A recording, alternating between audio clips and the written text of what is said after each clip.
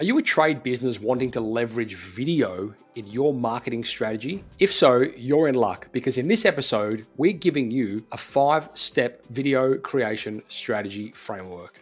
Enjoy.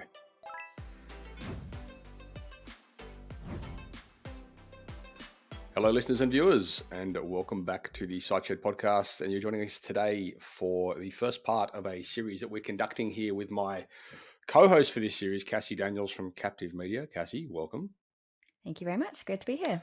I was lucky enough to be a guest on your podcast not so long ago, and between then and now, I was having a conversation with some clients and with my wife about video and about reels and all these different types of video content, that's available for trade businesses. And I thought, Cassie's the one I should be getting on the show here to talk more about this because, in truth, I don't really know anything about it. And I think a lot of people are a bit like me. They know little bits, but not quite enough to know to be dangerous. So, welcome to the show. Thank you so much. Yeah, excited to talk about it, and hopefully we can deliver some value. We've spoken a lot about video as a media source over the years on the show, and some with mixed reactions from the audience. Some, of course, being fear-stricken when you hold a camera in front of their face, which is pretty common. But I think a lot of what it comes down to, like any sort of content, is just that strategy and having a bit of a plan behind it and focusing more on the outcome as opposed to the actual thing. So I think there's so much opportunity there for trade businesses that are willing to learn, get over their fears, and invest into video strategy. For context, if you're trying to run a YouTube video channel for a marketing agency like me, you good luck because there's so much content out there and it's so hard to make an impact. But if you're a trade business, there's very little content out there and it's really easy to plant your flag. And I suppose that's kind of where we come from with our clients. We just want to help position them as experts within whatever vertical they're in. And a great way to showcase some of that expertise is through education and through leveraging, video content. And in my experience, the mindset shift for them, which we're probably going to cover, is very much like when I communicate to them that they basically are having these conversations with their customers all day, every day.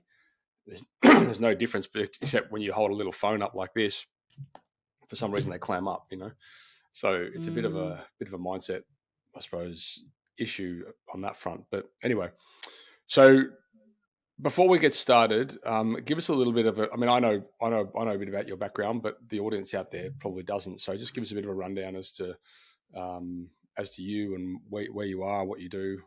Yeah, too easy. Well, so my name is Cass, and I have a video production company for construction industry businesses called Builds by Captive Media, and also have a podcast called Market Your Tradie Business, which, as you said, Matt, you were a guest on that quite recently. So, our business is just all about helping businesses in the design and construct industry to stand out with video content and video strategy. And like you said, Matt, like if you've got the strategy behind it, like it does make the whole process of creating content 10 times easier. But honestly, as a videographer, I can tell you that like 99% of people struggle with talking on camera, especially for the first time in the industry. So, or in any industry, it's not specific to construction. So if it terrifies you, that's totally normal. And I don't know about you, Matt, but I was also terrified of being on camera at first. And now I force myself to do it every week for my business because I know that it gets results. So Yeah, it's like anything, really, isn't it? Anything that's new is, if you haven't, it needs practice, So you've got to start somewhere, and typically where you start is always going to be the worst it ever is, and it's the same with anything.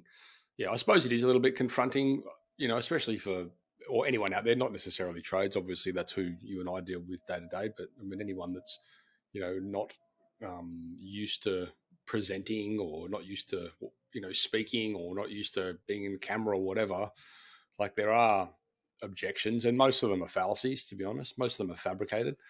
However, in this series, I'm hoping to address a few of those things. So we've titled this series "How to Market Your Tradie Business with Video" in 2023. And as always, guys, we're just trying to give you like simple, actionable takeaways from each episode here. So they're not going to be very long episodes, but um, they're specific. So in the first episode, we're going to talk about the 5-step video strategy framework that you can adopt. In the next episode, we're going to be talking about some simple tips to improve the quality and the engagement of your videos. And then in the final episode, we're going to be talking about how to overcome some of those mindset issues that we've just discussed, and how to be a little bit more comfortable being on camera, and how to make a bit of a cadence out of it. So Mm. again, these are things that, when I asked Cassie how we could break this down to make it digestible for you guys, this is what Cassie recommended. So we're essentially trying to remove all of your excuses. Yeah, easier said than done. Yeah, well, we'll see, won't we? But off the back of this, folks, I'd love to see what comes out of it. So if you guys are in this space and you're looking to start doing some video content and that kind of thing, post it in the group. Let us see what you're doing. Let's overcome some of those fears and objections from the get-go. So I'll put a challenge out to you. How about that? When you do your first video, go post it in over at the Site Shed Facebook group, and we'll give some feedback and comments and stuff like that on it. And Good probably some idea. sledging, I'd imagine, from your colleagues, knowing tradies. Oh my gosh. Cool. Well, I mean, we may as well jump into the first episode 1 here. So we're talking about this 5-step video strategy framework for trade businesses. I suppose this is a simplified version of what can sometimes be considered as quite a complicated and confusing and scary topic. So I'm pretty keen to hear, like how these steps are relevant and how you define these. And I think as well, I had to read over this before we jumped online, and so much of this video content strategy runs very parallel to what we do in the digital agency with websites and written copy and all that kind of stuff. It's very similar. Yeah. The semantics might be a little bit different. At the end of the day, maybe the fear factor a little bit higher on video, but it's essentially like having that direction and creating that strategy is really what tends to dictate a successful outcome. So yeah, over to you. Yeah, sure. Thanks, Matt. So I guess I like to start by looking at why do we even bother having a strategy in the first place? And this might seem like an obvious question, but if you think about, pretend you're a builder. I mean, a lot of you probably are builders, but someone asks you to build a house, and they just say, oh, I just want you to build a house. I need it to have 4 bedrooms, and it's got to be made from brick, and that's it. And you're like, okay, cool. So you build a house that has 4 bedrooms made from brick. And then the client turns around at the end of it. They're like, that's actually nothing like the house that I wanted, and I'm not going to pay you for it. So that is the extreme equivalent of what it's like to put content out without a strategy, because you want to be paid by your customers, and to do that you need to attract those customers into your business, and to do that you need to be putting out the right strategy that they're actually asking for, as in the right information.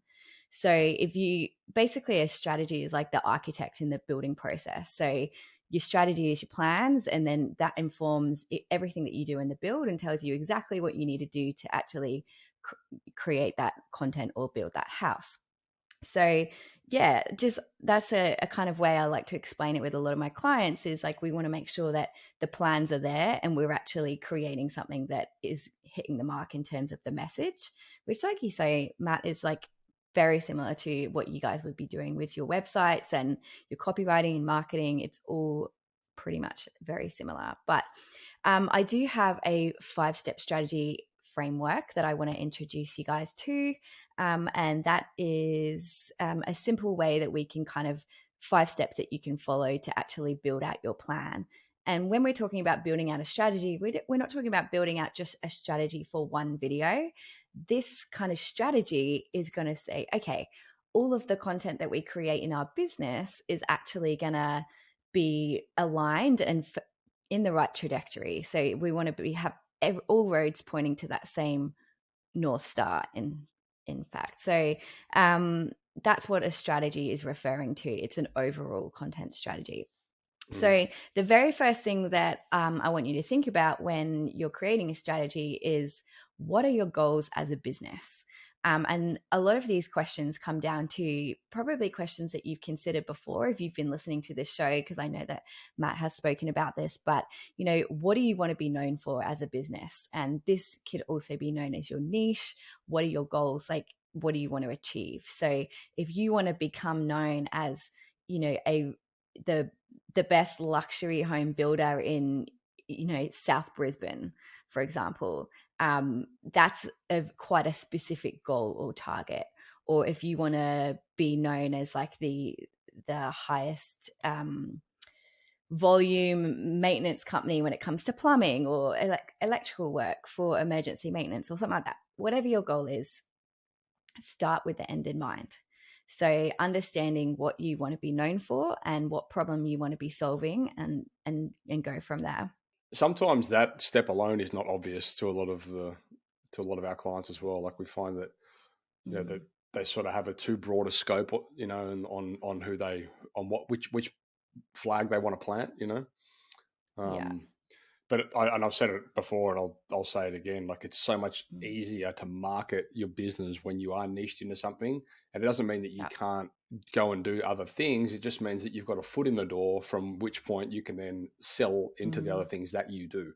But the reality is, Yeah. sometimes when you're like, "Well, I want to be the maintenance plumber in Sydney," you go, "Okay, great," but like, so do 300,000 other plumbers in Sydney. Like, but if you want to Mm. be, the hot water specialist or something like that, like it's more niche. It gets you in the door, and then you can sell them educate them about the other things you do, drains, whatever it might be. So yeah, I think sometimes we need to have to take a step back and really define what it is that we want to be known for. It's very easy to slip into that trap of trying to be everything to Mm. everyone when you just end up being nothing to anybody. Yeah, that's it. And to give you an example, like, so I started my video production company 3 or almost 4 years ago now. So when I first started, I was doing fitness and I was doing beauty and weddings and construction and all of the things. And it got to the end, well, the middle of 2021, and I was like, I need to pick something and just focus on that one area, because imagine trying to market to weddings, fitness, and construction all at the same time. Like, Yeah. like it was kind of ridiculous. But as soon as I went, you know what, I love working with construction so much. Like, I'm just going to go all in on, helping tradies and commercial construction businesses. That's when my business actually started to really take off, because everything that I'm doing in my content and my messaging, my website, Mhm. everything that I'm putting out there is all in that same area. So obviously that's quite a non-tradie example, but um, it's so true. Like, start with that goal in mind. So yeah, so that was step one. So once you kind of have an idea of your goals, I want you to ask yourself, what are the challenges that are stopping me from achieving those? So as an example, if your goal is to scale the business and, take on grow the amount of customers that you have, but you can't uh, grow at the speed that you would otherwise be able to because you can't get the staff, which is a lot of my customers like have that issue, then your biggest challenge may be recruitment.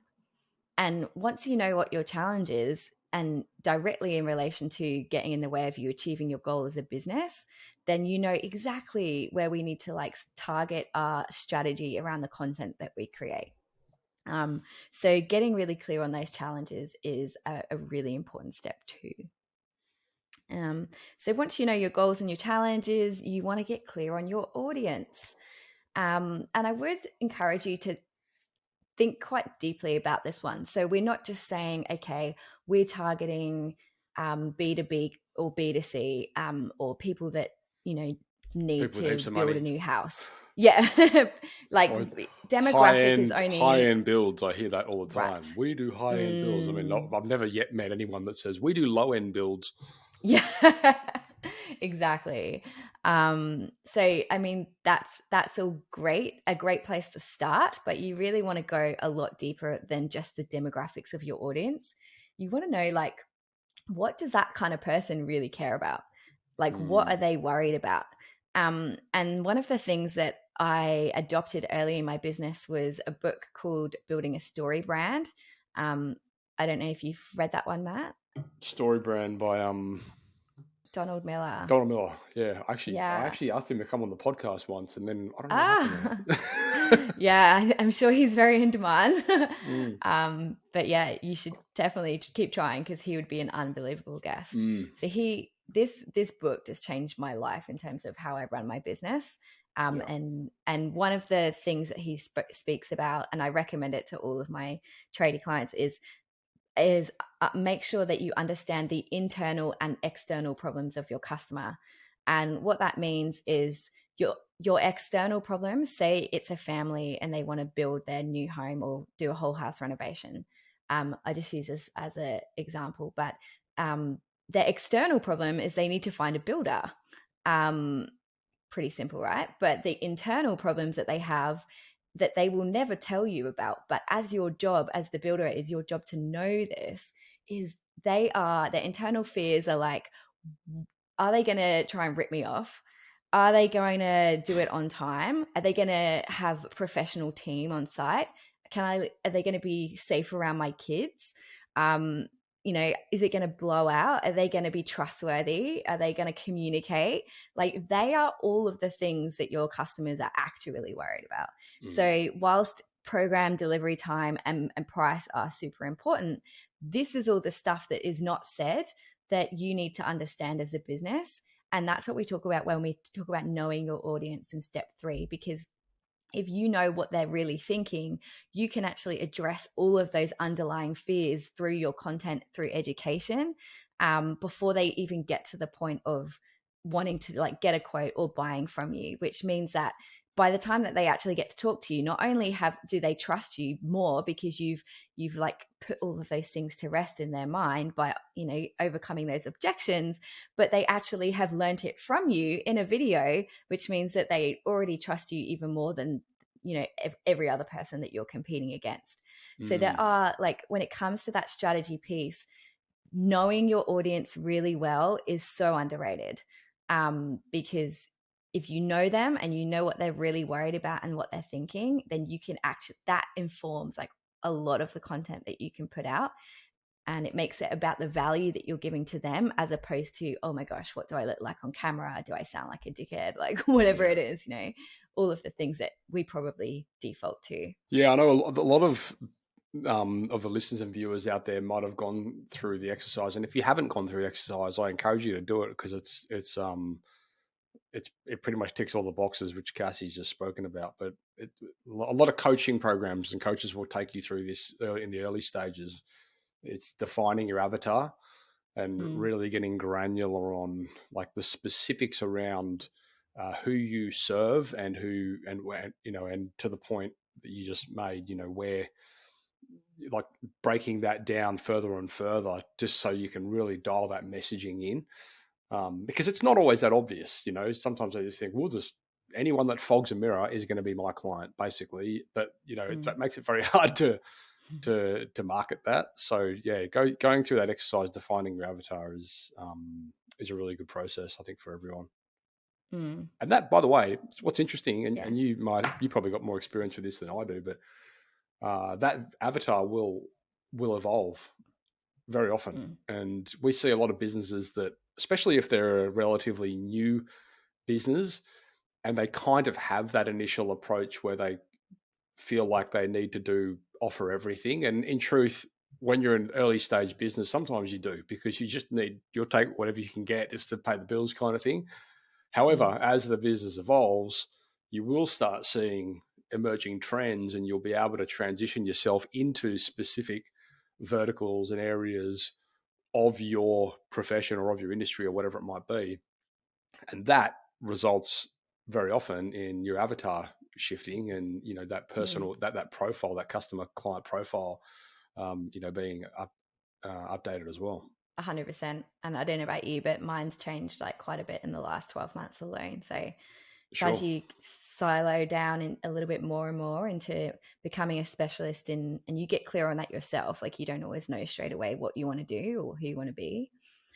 And with the audience one, like if you struggle to know, if you're like, I actually don't, I'm not 100% sure what their internal fears are, ask them.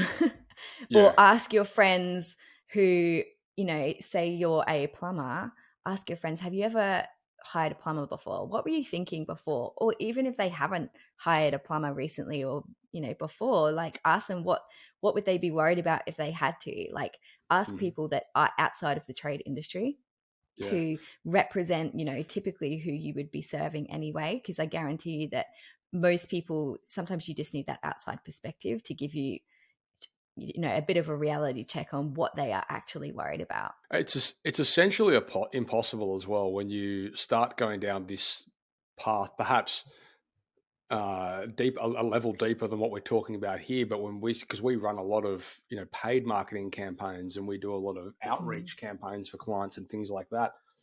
And if you don't have a clear understanding of who that audience is that you're trying to target and what the problems are that you're trying to solve, you essentially have no chance of reaching them.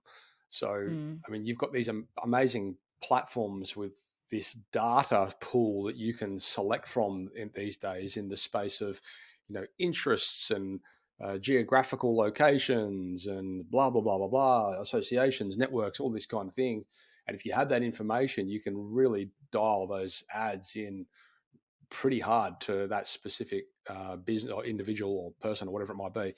The mm. But you've got to have that information, and if you don't, then essentially what happens is you go through the process of defining the avatar through a marketing campaign, which just costs money. So you're better off having it defined up front. Yeah, 100%. So, so, so true. And that leads us beautifully into point four, which is your message. So, once you know who you're talking to, what are you saying? Mm, So again, this is all going to be like leading on from your goals and your challenges. So if your goal is to grow the business by 20% in the next 12 months, and then your challenges in the way of doing that are mainly recruitment, but you know who your audience is and what they care about, then your message, I mean, like ultimately any business is marketing to two groups of people, your customers and your future employees. So when we do video strategy with clients, we always like map out the journey for both customers and employees, because the stages are the same, as in when they first hear about you, and it's kind of like brand awareness to engaging and learning to trust you as a brand and like you, and then converting to either become a customer or become an employee, and then keeping them loyal is employee engagement, and keeping your customers loyal through how you treat them and interact with them after the sale. So the journey is the same regardless, but the message that you want to get across is informed by all of those things. So if you know that you know who your customers are, you can tailor your message to be educational for them, to teach them all of the things that they need to know in order to be ready to buy from you. And then if you know that you need to recruit, then you would be putting a lot of effort into marketing and your video content to position you as a great place to work. Like people need to know, you need to give them a pretty good offer for most people to leave a job that they're already in, especially really high quality employees. They're not, to attract higher quality employees to your business and have lots of applicants, you want to make a pretty compelling offer. And the first thing that people do is they look online and say, mm, what does that business look like? What kind of content are they posting? Who are they? Like people are yeah. looking online to see who you are and whether or not they like you, trust you, all of the above. So your message is going to be basically who you are, what problem you solve, and who you solve it for. And that relates to both customers and employees. And you kind of got those two channels coming through in your messaging. Yeah, and I mean, it's been said before on the show, that whole recruitment process is 100% a marketing exercise, and for Yeah. all the reasons that you've pretty much just spoken about there. And we're seeing a lot of success actually with our clients because I mean, there's labour shortage everywhere. Everyone's feeling the same pressures, and that comment you made before about, oh, I could double the business if I knew I had the staff. Like, yeah, I hear it all Mm-hmm. the time. But we're seeing a lot of success with our clients in just presenting, like, obviously, when we're building a website, okay, well, how do we build the website in a way that makes people understand a little bit more about the culture and what the business looks Mm-hmm. like, and how about a meet the team page, and how about team bios, and like just things like that, which do make a difference because people do look for them. Did you know the second most True. viewed page on a website is the about page? Really? That Yeah. doesn't surprise me actually, Mm. because I always go to that page first. It's who are these people? Yeah. And we live in this world which, for some reason, especially trade businesses, think that it's okay to not put a face on your website and just have this, but because we want to appear bigger No. or whatever. And you're seeing all these bigger businesses now who are starting to understand that, like, people want to engage with people. They don't want to engage with Yes. just a logo or just a photo. Like, they want to be, okay, who are we actually dealing with here? What's the story behind this business?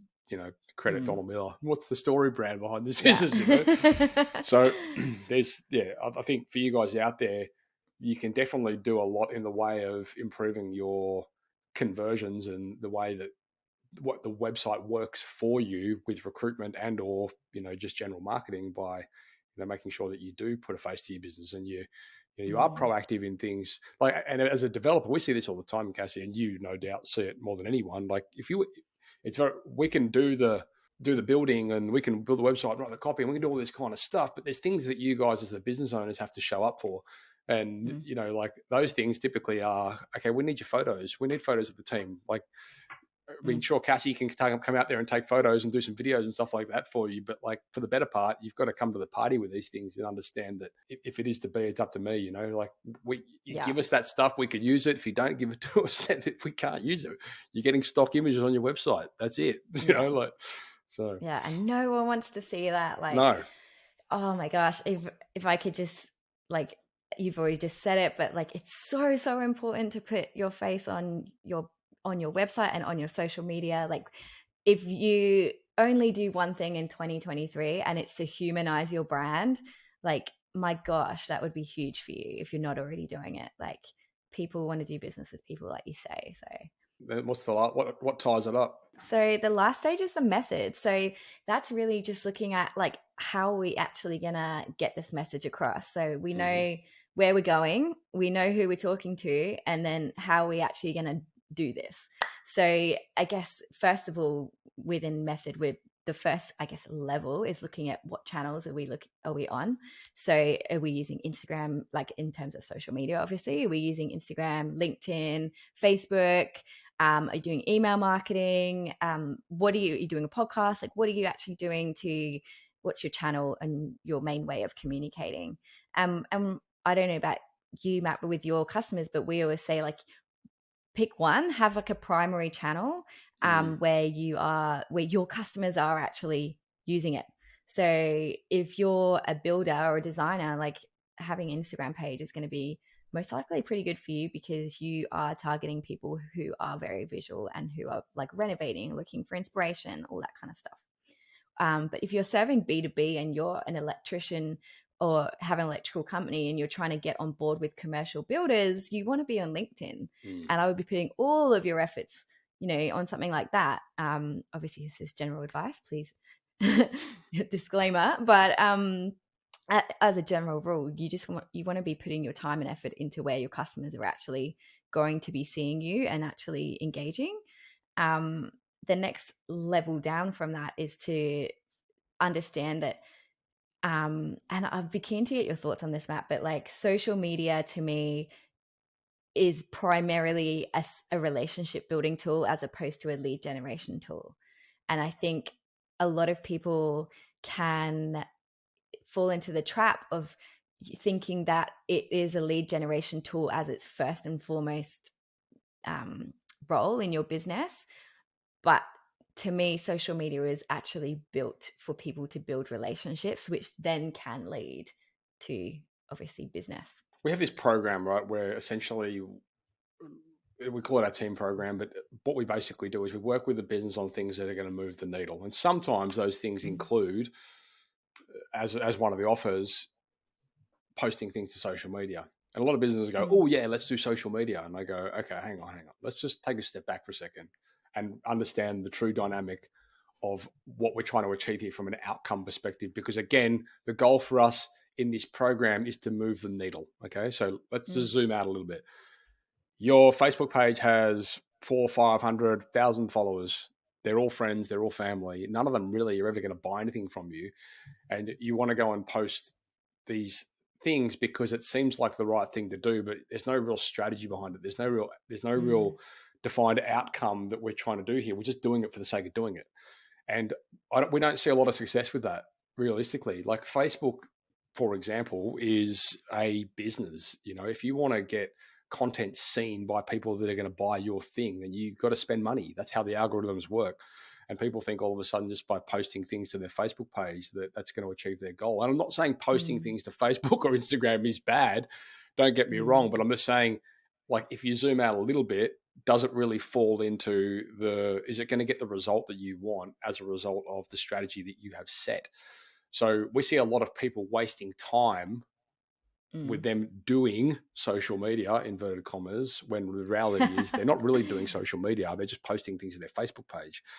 Yeah. And, you know, and like you said, Facebook can be quite a good tool for building trust, building rapport, getting introductions to people, and some of those introductions come through places like community groups and that kind of thing. And Mm. when I say that, we say to clients, "Oh, have you ever done any social media advertising?" Yeah, we have. I go, "How? What have you done?" Well, we're in a couple of social media groups, in Brisbane, and if anyone asks for a plumber, people recommend us, and I'm like, okay, so you're not that's not social media advertising. It's not Facebook Mm. advertising. That's just modern day word of mouth.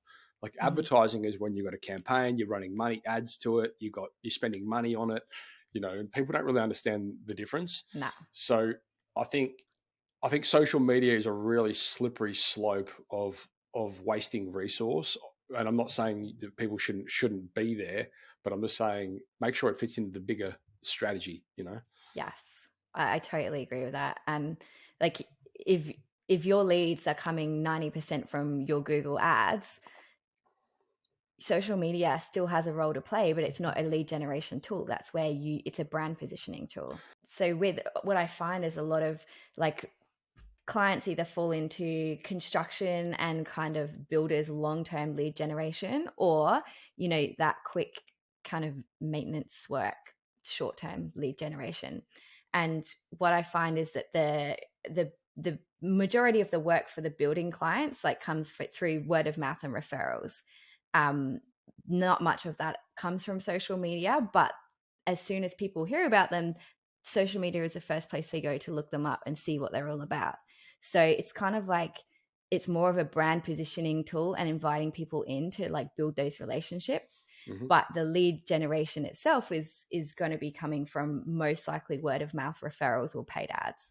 Yeah, for certain, there's an ecosystem that comes into play with all the different digital mediums, and yeah, I think social media definitely does have that ability to maybe throw a bit of fuel on the fire in terms of social proof and things that you've been Mm. doing. But in my experience, it's very rarely the source that actually is going to draw the initial engagement. I will say, however, and one of the reasons why we really encourage our guys out there to start capturing video content, and of course I'm preaching to the choir here with you, Cassie, but you can just do so much with video. And if you have that content recorded, even if you have no intention of using it, if for whatever reason at some point you decide that you may want to, you've got it and you Mm. can use it. But if you don't have it, you can't use it. The other good thing that we like, the other reason that we like video is because you can turn video into so many different mediums. Like you can repurpose it into a blog, you can embed it on a Yeah. blog, you can repurpose it into an audio extract if you wanted to. You can do all these kind of things with video that you can't do with just a written piece of content. And again, it's not that one is any better than the other. It's just that typically speaking, it's a lot easier for someone to get to a job, pull the camera out and video something that they're doing Mm. than go back to the office and write a 1,000-word blog. Yeah. So, um, yeah, I just find it. And then again, once you've got that content, like if say 12 months down the track or whatever, you're like, you know what, maybe we do want to start building an Instagram page, then you've already got the Mm. content. You just need to figure out a way to chop it up and syndicate it and get it onto the platform, which is Yeah. you've done the heavy lifting already.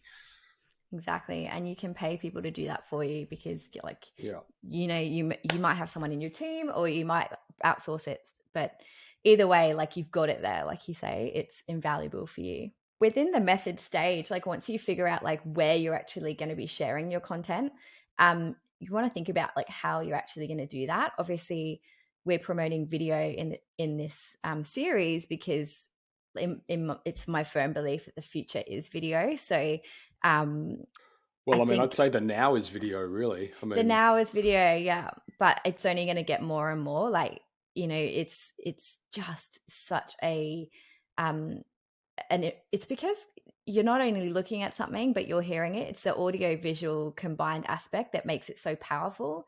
You can convey emotion in a video that you can't convey in a photo.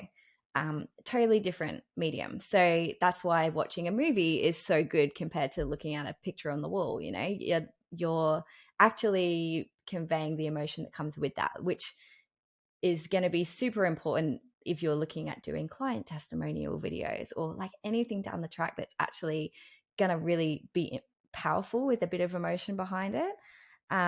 But what type of video you do, like you can do obviously like just film it on your phone. You could do time lapse videos. You can do like Instagram reels and create them in the app, which is something that a lot of my clients are using now and just filming stuff on site for the day because it is Instagram Reels, TikToks. It's all, if your clients are there, obviously. It's such a great way to basically create videos quickly because it's so easy to do in the app. Yeah, I suppose the good thing about reels and these short form videos is they are, I mean, like a podcast, they are Mm. raw, they're not rehearsed, Yes. and it's something that you can't really make up, which is why podcasts, for example, serve a completely different purpose to an audiobook, which is heavily rehearsed and heavily edited. Like it's a raw Mm. form, and it's a good indication of the individual. It's a good indication of your personality because you can't really make that stuff up. So, Yeah. but yeah, I think tying back to what you were saying before, understanding, well, are your audience actually there? Mm. That's important. Yeah. And there's Very. it's time consuming, like if every 10 minutes you're pulling your phone out to video something, like Mm. you got to weigh up the pros and cons of, and you got to plan and strategize how and when you're going to do this and what the outcome's going to be. Because if you're just pulling your phone out to do an Instagram Mm. story for the heck of it, then I don't think that's the right way to go about it. For sure. And say, for example, you are a local like maintenance plumber and your target audience is very much in your community. I would say to that, like, consider doing like a helpful explainer video that you could put in your community Facebook page, just answering a few questions about like, or, answering a question about how to do some basic, I don't know what the word is, but some kind of educational content that you could put out there into your community Facebook groups that just like helps inform people about something to do with your process or something that they can do to check a leak or anything to Mm. do with that could be helpful. If you put that in your Facebook in community group, immediately everyone's going to watch it, know who you are, and then you're going to be top of mind. So something as simple as that could have a big impact. Yeah, I think there's a lot of people out there think that it always has to be about selling, and even with things like email communications and let's send out an email campaign. Cool. Who's our promo? I'm like, I'm not interested in your promos. Like, what about, Mm, tell me about a job that you've done recently? You know mm, what I mean? Like, it's not about that anymore. The bullshit filter is up with a lot of people and they just want to be able to, yeah.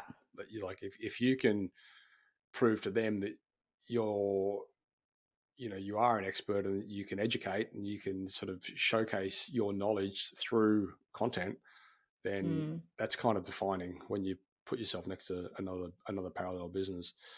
So, yeah, that is the 5-step framework. I'll just recap on the steps because we obviously have explained a lot. But number 1 is get clear on your goals.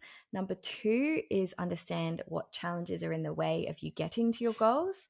Number 3 is to know your audience and know them well.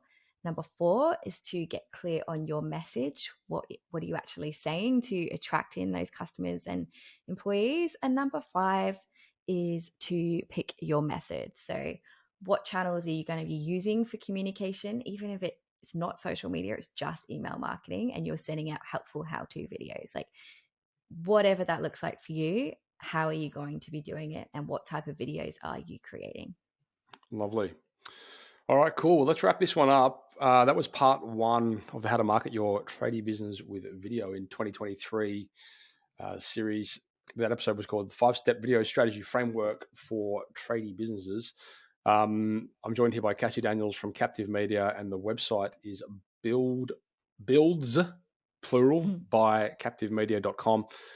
Cassie's actually left behind as well a resource, which it was something to do with Reels. Is that right? Yeah, it's just a 30-minute free training that teaches you how to create Reels to market your tradie business. So yeah, sweet. Yeah.